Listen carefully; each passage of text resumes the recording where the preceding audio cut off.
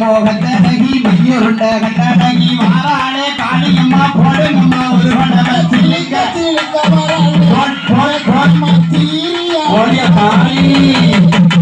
பறந்து பறந்து வராளே நம்ம காளியம்மா பம்பரம் போல் சுரந்து வராளே உடனே நாக வந்து குடபிடிக்க நல்ல பாம்பு தாளாட்டே நாக வந்து குடபிடிக்க நல்ல பாம்பு தாளாட்டே நாராயண தங்கச்சிய நல்ல முத்து காளியம்மா சிலிக்க சிலிக்க